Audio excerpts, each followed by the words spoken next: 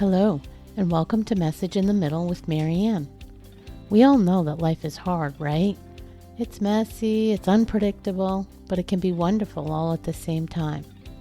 My hope is that we can take a deep dive into self-development topics and explore life's lessons through book clubs, conversations, and interviews. And together, we can uncover the lessons that others have already learned to help us navigate this crazy, wonderful ride called life.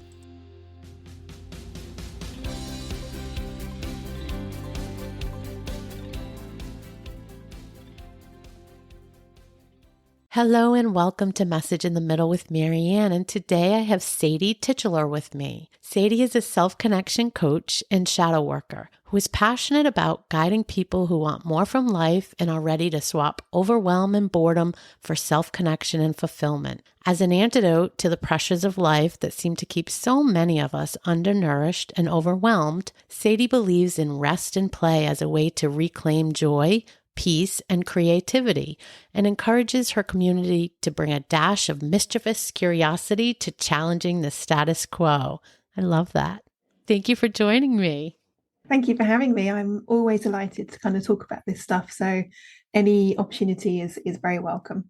So when I asked for expertise in the areas of rest and play, you and I connected on that. And I'd love to get some background on sort of what led you into this, but most specifically how, that area of rest and play sort of comes into your work. If there's anything you can kind of lead us into how you got there, that would be great. Sure. So I guess my kind of origin story as it is as to how I've got to where I am and what I do is that for a very long time, I had kind of a corporate career in a large local government organization.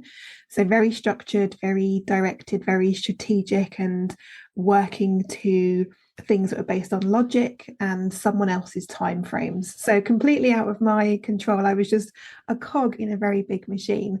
And for a long time, I didn't realize that whilst on the surface, I had a tick box life that looked great, there was something that was missing on the inside that was making me seek things out elsewhere. And I never quite found what I was looking for. And eventually that led, as I think so many people do, to this space of perpetual overwhelm and burnout by just having too many things going on, feeling responsible for all the things. And that then led to what I know now is kind of a breakdown in effect. My nervous system said, no, not doing this anymore, pulled the plug, not making any decisions, not doing anything at all. And it meant that I had to just stop doing things. So I had time off of work. I kind of handed over the reins of life admin to my husband. And I spent a long time, like 3 months or so, just putting myself back together. And in doing that, I realized that I was really craving things around self-connection, things that my inner child loved, so things I loved when I was younger and I had lost contact with, and making time for intentional rest and play, I realized just allowed my creativity to come through. It made me feel more grounded. It made me feel more creative. And I just realized there's such a gift in being able to give ourselves the permission to do more restful, playful things that bring us joy. And then the work became understanding what the resistance was to doing that. And then moving through that resistance without the judgment of myself, because that judgment and that resistance is all part of the conditioning that so many of us hold. So that's become my work, really, is supporting people connect with that feeling of restful, playful, joyful things that give them space in their life and in their business. And if there's resistance to doing that, then exploring that resistance with lots of compassion rather than judgments. That's where the kind of the shadow work element comes in as well. I want to explore the shadow work in a bit because I'm not sure everybody's heard that term and really understands it. But when you and I connected, it made perfect sense to me. And I think they know what it is, just maybe not by that term. Yeah. But let's start at the beginning for a minute, because again, when we connected, you mentioned, and you didn't go into detail, but you mentioned that you teach that there's multiple forms of rest and play, and that you help people to sort of identify, what they are and where the gaps are in their life. Yes. Can you share any of those with us? I don't know how in depth it is, so I don't know if we have time to go through all of it in depth, but I would love to give at least an overview of some of that so people just have an idea like what you're thinking and what that looks like. Yeah, I'm delighted that two separate scientists in this field have come up with 7 types of rest and 7 types of play. So there's 7 of both, which is I enjoy because there's a nice symmetry to them. But they were kind of work by different scientists or different kind of researchers in this space. And I think we can think of rest as one thing, or we think of play as one thing, like kids do. But actually, there's more elements to it. So, for example, in the rest, we might think of physical rest, so actually sleeping, but there's also emotional rest. There is sensory rest. There is mental rest as well. So sometimes we may be doing things which are physically restful, but we're still keeping our mind so busy. And we're still kind of constantly taking in information. We're still thinking about things. We're reading, we're watching something. There's constantly this kind of information input, this consumption of things. And then on the emotional rest side, especially if you identify as a people pleaser, which I certainly do, we can take on a lot of other people's emotions. We can feel responsible for everyone else's stuff. And that may mean that we don't give ourselves time and space to process our own stuff. So we can get to a point where we need emotional rest, where we're just kind of putting our boundaries up and stepping away from things so we can give ourselves the time to process things and work through things rather than just constantly taking things in. So allowing that full process to happen, that full emotional process to happen. So there's different types of rest that we don't always account for. We think, I'm feeling kind of tired or stressed today, I'll get an early night, or I'll make sure I have a quiet weekend. Yet we're still kind of maybe not getting that emotional rest or mental rest that we need. And then on the play side, again, we might think of play as maybe kicking a ball around with the kids, or maybe playing a board game kind of thing. And they are types of play, but there's also creative play as well. So just how often do you allow yourself just to be creative for the sake of doing it? As we get older, we kind of tend to think that to be creative, you need to be talented and you need to have some kind of artistic ability. And I certainly don't, but I do enjoy creative outlets. A lot of my clients do as well. And sometimes we have to give ourselves permission just to play with creativity. And it doesn't have to be for any particular outcome or purpose, or no one gets to see it maybe.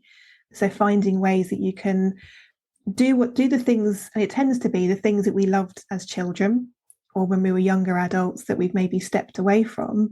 Returning to those things can be a sense of play for us now that we're grown-ups. I think that one of the things I've had to deal with, and I hear often, is that it really does take giving yourself permission, because we often are so caught up in being productive and being good, quote unquote, good at something, that it's hard to just do something messy or just do something knowing you don't need a specific outcome, to your point. And I think that's always a challenge. So what advice do you give to people that struggle with that? So this is probably where the shadow work comes in quite a bit, because our shadow side is the part of us that we hide from, and we hide from other people as well. So the parts of us that we deny, resist, and reject. And quite often the resistance that we have to doing things that don't feel productive, or things that we should be doing, or things that other people expect us to do, there is a shadow aspect at play. So something is it telling us that this isn't what we're expected to do. So if we were to do that, then there may be some consequences to doing it. And those consequences tend to be things like, if we go against the status quo, we may be rejected, and rejection is painful. So we'll avoid being rejected. Or we may disappoint someone. Disappointing someone feels painful, so we'll avoid doing that. Or confrontation. So we end up kind of building our life around things that suit other people and keep other people happy, rather than pleasing ourselves. So understanding where that resistance is rooted in then becomes the work that we do in shadow work. Is what is that resistance protecting us from? Is it fear of rejection? Is it shame? Is it guilt? Is it fear that we'll be judged by other people? and then managing that feeling. So realizing that we can move through feelings of rejection or judgment or shame and survive them, and that actually it's not as scary as we think it is, and that we can have a more of a capacity for discomfort than we think we can. So once you kind of get to that point of, okay, so I've been resisting doing these things because some conditioning has taught me I'm not supposed to, they're not for me. Exploring what that resistance is protecting us from, judgment, whatever else it might be, and then realizing that that isn't so scary, that we can, proving to ourselves, our nervous systems, this isn't a situation where we are at risk physically. We're grown human adults. We have the capacity to manage a lot more than we did when we were younger, with things like being rejected can be painful, but we can move through it. And then once we understand that, then we can do more of what we want. We can be more selfish. We can do things just for the fun of it. And then that kind of, so it's opening up those doors, which sometimes means moving backwards and understanding the resistance, so you can then move through it without that kind of heaviness that's there. Honestly, I still haven't gotten past this myself, getting rid of the resistance. I'd be interested in your thoughts on how people can work on that and identify what's holding them back. Journaling is one, it's kind of a creative outlet because you're allowing yourself to express your emotions and your feelings, ideally without kind of censoring them or kind of editing what happens, and just allowing yourself to write what's there, what's kind of coming through for you. And in doing that, you can start to connect with the part of you that is resisting, and you can have an internal conversation with that part of you. And if you're doing that without judgment and you're doing it with compassion, so you're not going, oh, this is so annoying, why can't I just do this, everyone else seems to manage okay, and then we kind of we're mean to ourselves, our inner mean girl kind of comes out and she berates us for all the things that we have and haven't done. So rather than meeting that with more judgment, going, okay, what are you trying to protect me from? What purpose does this resistance serve me? How in the past has this resistance helped me and served me, Yeah. and been of use to me? And that may be, well, at a time when you were younger, it's made you feel that you belonged with people, that you weren't left out, that you found that kind of community. But often we realize that what we think of as belonging is often fitting in, and that we lose part of ourselves or we give up part of ourselves to fit in. And as we get older, we start to find more of the ways that we want to belong instead, which is a very different feeling. And that's this is who I am and how I show up in the world, what spaces welcome me and embrace me, rather than what parts of myself do I need to make smaller and diminish so I can fit into a small space that's been allocated for me. Ah, that's such a great point. Such a great point. And I actually was going to ask this question at the very end. I'm going to take us off path for a minute on the main topic, but I know one of the focus areas for you is you talk about, I had a quote, I wrote down a quote. So you're passionate about supporting women to break free of what keeps them small. Mm-hmm. And I loved that because, we've talked about that in my group, and you just referenced it here as well. Why do you think, like, what's the biggest thing that causes women to do that, to sort of not live up to their full potential, to keep themselves small instead of living more expansively? It's that good old conditioning of the patriarchy that be a to fit in, to belong to, as we're kind of led to think of it as belonging, but really it's fitting in. So i.e. we're not rejected, so we have a safe place within a community as long as we fit a certain picture of what's expected of us, and a long list of shoulds.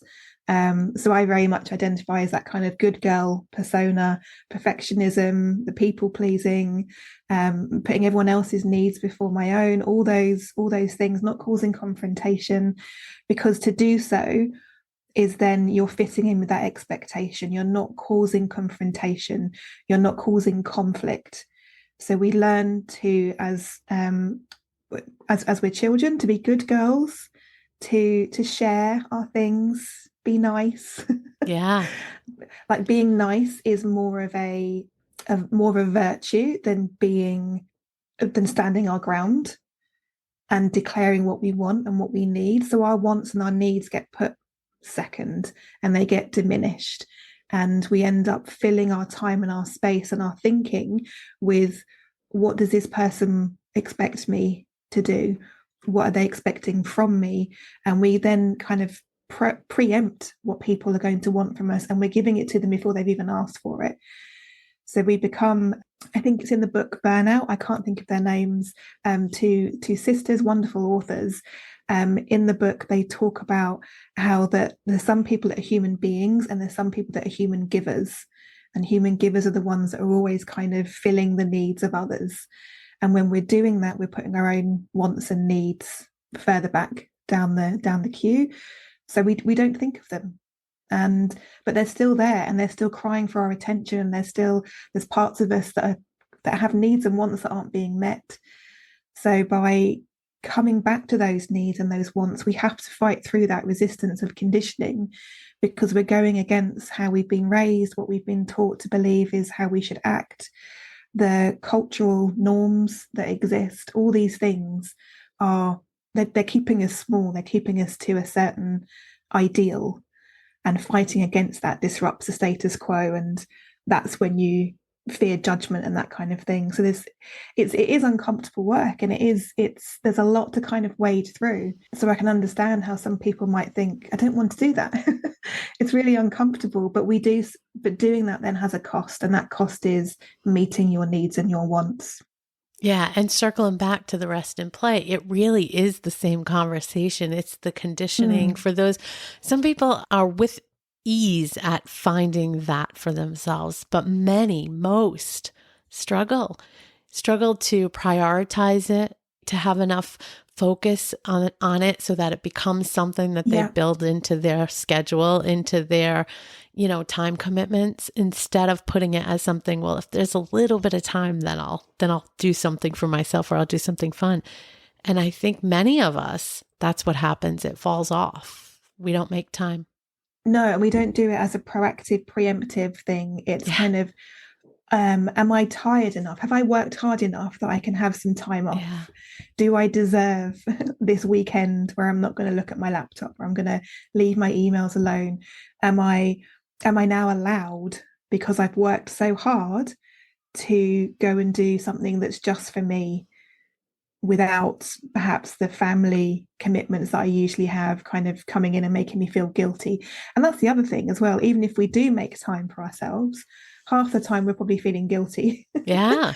About that we've had this time, and we think we're telling ourselves it's selfish or it's indulgent, and then we build other stories around it, and it's naughty as well to kind of want these things for ourselves. And there's that whole narrative as well that it's something guilty, that we should kind of feel shame about, that we're enjoying ourselves, and we're kind of doing something that's just for us. There isn't that space just to say, yes, this is for me, and I'm doing it without judgment, and I'm doing it without shame or feeling guilty. I'm just enjoying myself. It's really difficult to create that space.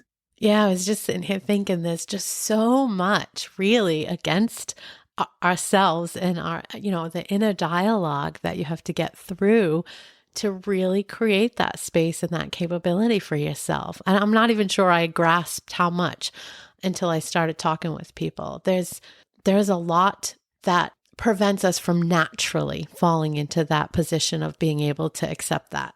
Yeah, completely. That conditioning runs really deep, so deep that we're often not aware of it until we start to do the work of, why don't I take time for myself?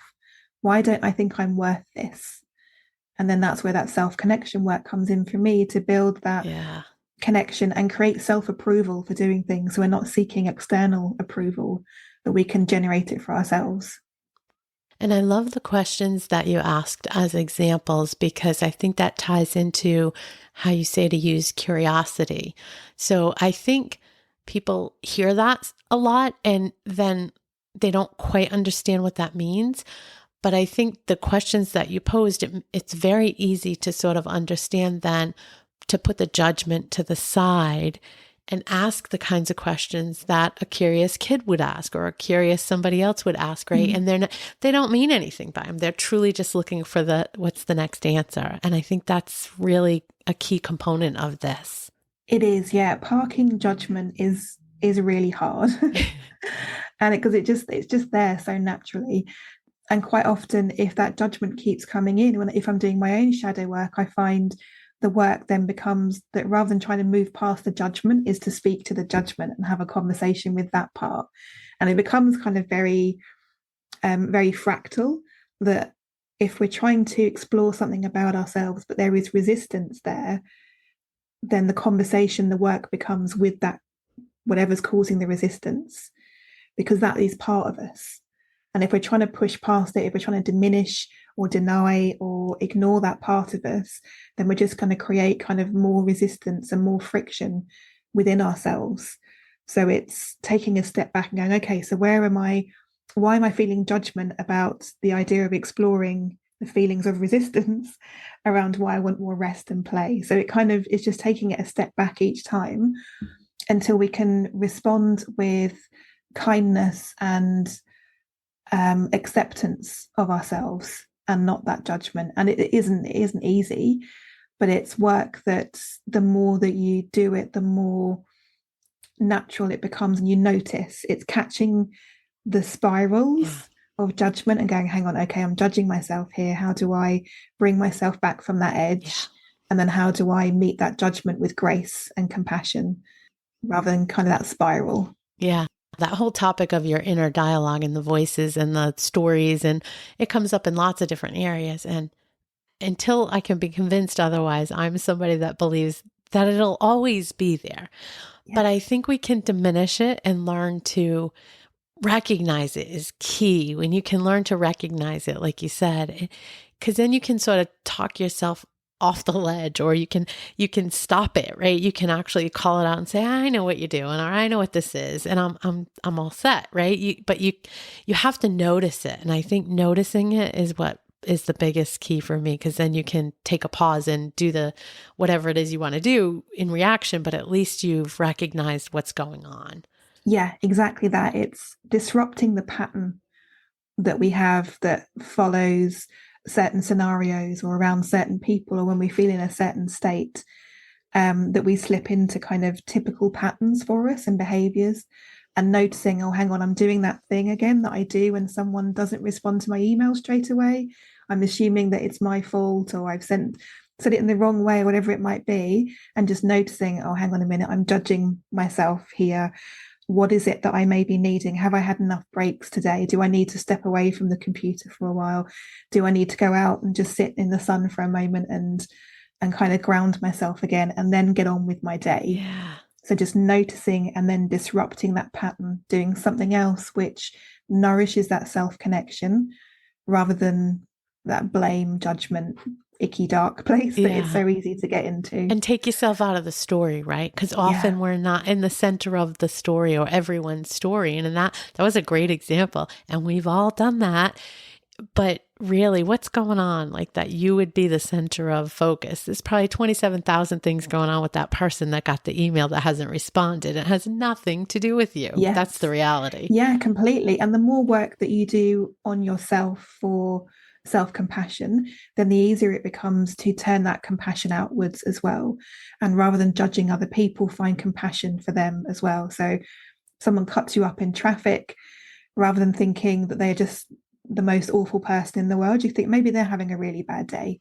Maybe something awful has happened. Maybe they are stressed about something at work or family, and they wouldn't normally act like that, but something has caused that reaction in them. And it's not about me. It could have been just anyone in that position. They would have done that too. So you just kind of extend that compassion outwards. And then rather than carrying around the kind of the uncomfortable, toxic feelings of that we've judged someone else and then we're angry about it, and why did they cut us up? They're probably having a bad day. They maybe just need some compassion themselves, and sending them that energetically. And then you don't then get caught in that kind of anger circle either. Right. Yeah. You don't take on that emotion and even go down that path. Yes, yeah. That's a big deal. So We talked in the beginning, you were talking about being open to trying things, even if you didn't know if you'd be great at them or, for a specific outcome, but just because creatively it's something you love to do. And you mentioned typically it's things that they like to do when they were younger. Mm-hmm. And I also think that that's where, as we get to this age, we truly start finding alignment with our true self, is remembering back then. But I was going to ask, do you have any advice when you're working with people on helping them sort of uncover those things? Because I think a lot of people no longer remember. They're not connected to that 7 or 9 or 10-year-old kid that loved X, Y, and Z. How do you get them back there? Yeah, so I actually do have, and I'd be happy to share this with your audience, a meditation that helps you to connect to your inner child. And I think we don't spend enough time in a place of stillness that comes from meditation, where we can clear away the noise and the judgment of doing such things and ask that part of us, what is it that you want? And then trusting whatever comes up as a response without judging it, without editing it, without going, really, that's childish, or that's I don't want to do that. Like, that's not something that I do as a grown woman or whatever, running my own business. I want to do colouring in, really, or a jigsaw, really, and just accepting and trusting, and then using that curiosity to follow where that leads. So, for example, I have a client who, when she was younger, she enjoyed pottery.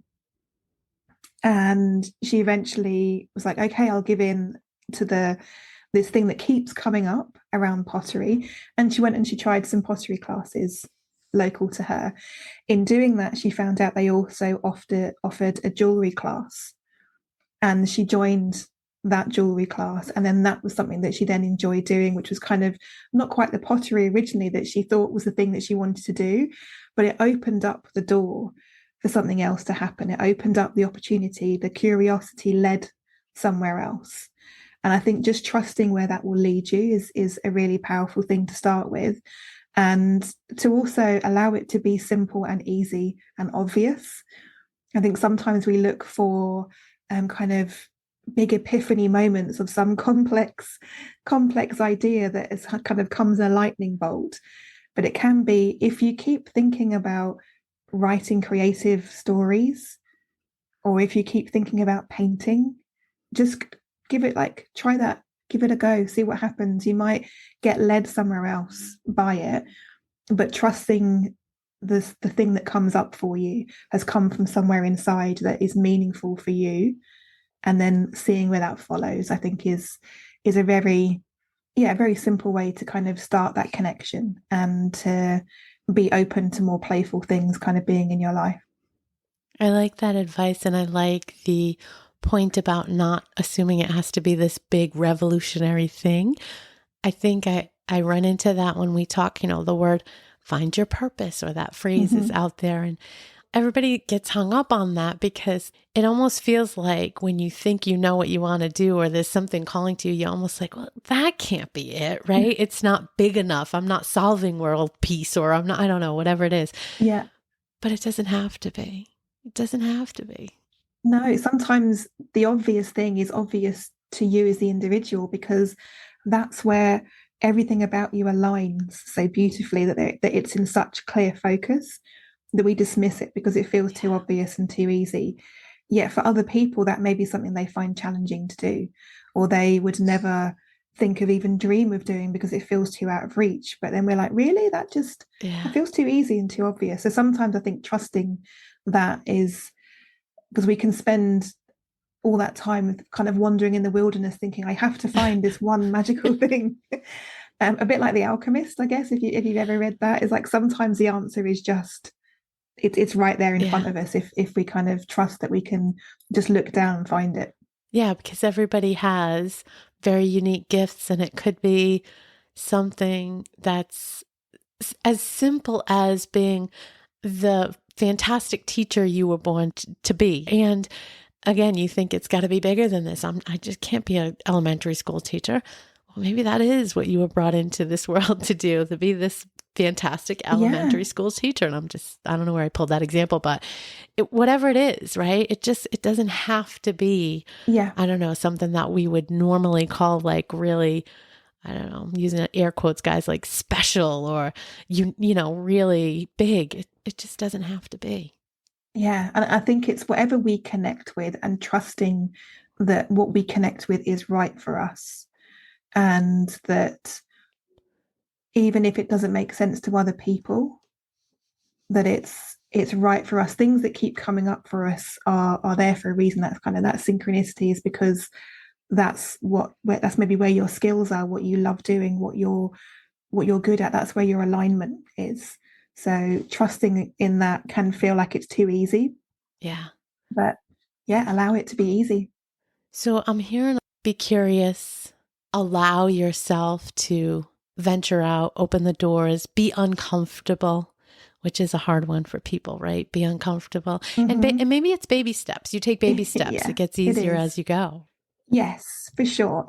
Because that discomfort is there when you're doing this work, I think that's why it's even more important that you're spending time to do restful, playful things that are going to ground you, re-regulate your nervous system, bring you joy, remind you what's good in life, so that when you are doing things that feel uncomfortable and a bit stretchy and jangly, then you have a lovely comfort zone to come back to and you know what lifts you up and fills you up and nourishes you again. So building those practices means that you can swing a little bit more on that discomfort arc because you've also got that nice comfortable place to retreat to as well. So let me ask you, with all these people that you've worked with in this space, specifically around rest and play, or even in the wider sense, what surprises you the most? That's a very good question. I think when people come to a coach, sometimes they're expecting to be given an answer. And sometimes there is that pressure as a coach that we think someone's waiting for us to give them an answer of what they should be doing. And I think what's always amazes me and surprises me and delights me is that when I can create the space for someone to trust that they can turn inwards and find their own connection, and then have the trust of being in action of whatever that suggestion was that they came up with themselves, when they follow that, that's when things start to open up. And it's always beautiful to watch. It's always slightly surprising in a way because I'm like, is this really going to work again? That someone is this like a repeatable thing, really? And then it always is. It's kind of asking the right questions so people find their own answers.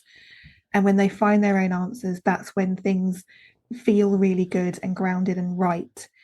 And being able to do that by stepping away from all the external noise and trusting what comes up from an internal messaging, whatever it might be, intuition, and then following that, people get on the right path and it feels right for them. And then you can see a difference in them that they then kind of are encouraged, they're motivated, they're feeling more creative because they're spending that time to be rested and doing things that bring them joy. And then the delight then that they can just go off and do the things they know work for them, and that they've trusted that intuition that led them there. So yeah, my job is always very much about just to create the space for people to find that for themselves. And then I get to witness the wonderful things that they come up with when they do. It's a great job now that I think about it. What a gig. You get to make them do the work and you get to be rewarded for it. I love Yeah, exactly. Yeah. It's just watching it all unfold is always a Love it. pleasure. Love it. All right. So I think from a rest and play perspective, it's still one of the things that I think people will continue to need to work on focusing and being able to open up and bring things in and find new ways to engage in playfulness. So, what are some of the things that you do in your life to bring that in on a daily Mm. basis or on a regular basis? Like, what are some of the best practices that you've incorporated? Yeah, so I have a number of practices that I do, sometimes daily, sometimes weekly, sometimes I don't do them for a while and then I'm like, what's missing? And then I come back to them. So creative journaling is something that I really love doing. So it's writing, but it's also allowing a more creative kind of expressive element to be there as well. So I try and do that on a regular basis. And ritual is really important to me, and ritualizing things in a way that makes them feel more intentional. So doing things like if I'm putting hand cream on, I try and do that in a way that means that I'm being really intentional and mindful about doing it, and see that as like a little moment of restfulness and of connection. I like to make games out of things as well. If I'm just out in the park, for example, like what's the birds that I can hear? Can I find a particular, or one thing that I love doing is finding a rainbow when I'm out. So looking for things that are particular colors. So just the silly games that like kids love to do, and just making things up and bringing those things in as well. And it doesn't need to be taking half a day off to go and do something somewhere where you're paying money to go to a theme park or whatever, and thinking that is playful if you like that kind of thing. But also 5 minutes just here and there. I sit on the bed and look out the back window. What can I see? How many birds can I find? Where's my cat? What's he doing? Just bringing little moments like that where I'm doing something that's purely just for myself and for no one else, and there's no productive value, and I'm not consuming anything either. Then that's the sweet spot for me. I really love those examples because they're not anything I would have thought of, but but in a good way, because you showed a couple of things. So one is all of them were things that cause you to be super intentional Mm-hmm. and super mindful and super present, Yes. right? Yeah. And I think like trying to find how many birds in the sky, or, even like feeling the hand lotion go on. I could picture you doing that. And I think that exercise of being intentional and like that connectedness, Mm. I could see that. That's an area of rest. Yeah, there's nothing else going on. You're just being in that moment. And I don't think I would have thought of that as something. So I love that example. Thank you for that. And I think that people need to probably think about that as well and get a little bit more diverse in what they define. To your point, the amusement park is fun and people think of that as fun. But what else could be fun? It doesn't have to be like a traditional fun thing, right? So I think that's, good example. And creating like a bank of those as well. So maybe in the notes app on your phone, collecting up an idea, like a list of ideas of things that take 5 minutes, 15 minutes, half an hour, things that I can do that are going to be practices that I know I enjoy doing. So when I am feeling a little unregulated, a little kind of tense or stressed or whatever it might be, what are some things that I can go and do, and I can fit them into a small chunk of time so I don't feel like I'm giving too much to it too early, and just kind of experiment and play with what feels good for you. Yeah.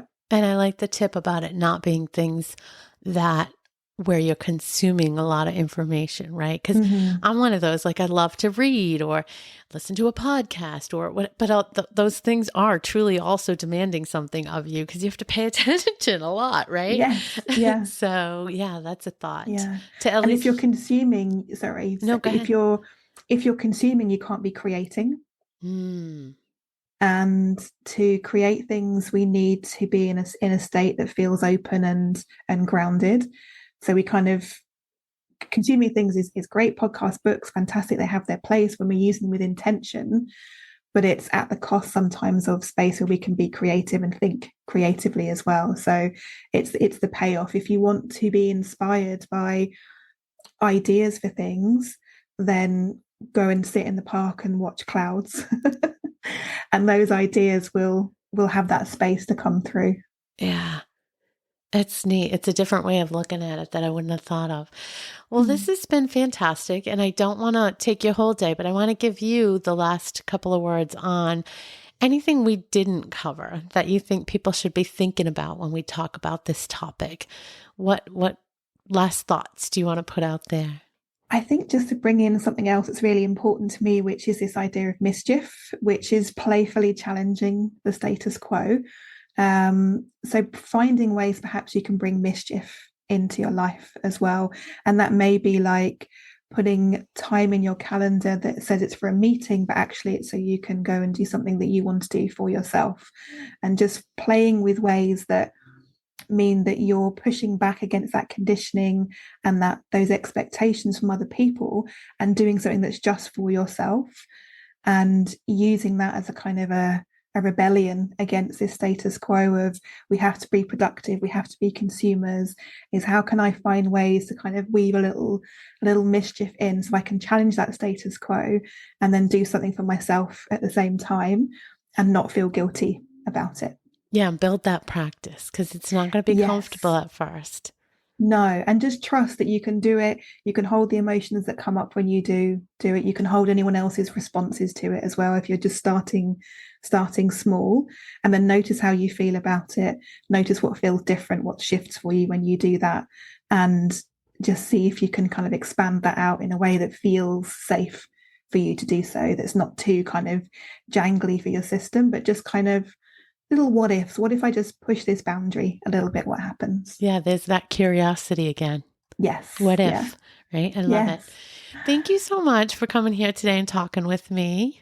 Oh, it was my pleasure. Yeah. Thank you. Thank you. Thank you for listening to this episode of Message in the Middle with Marianne. If you enjoyed the podcast, please take a minute to share it and write a review, as it helps bring new listeners to our audience. If you'd like to keep the conversation going between episodes, please join us at Facebook group Message in the Middle with Marianne.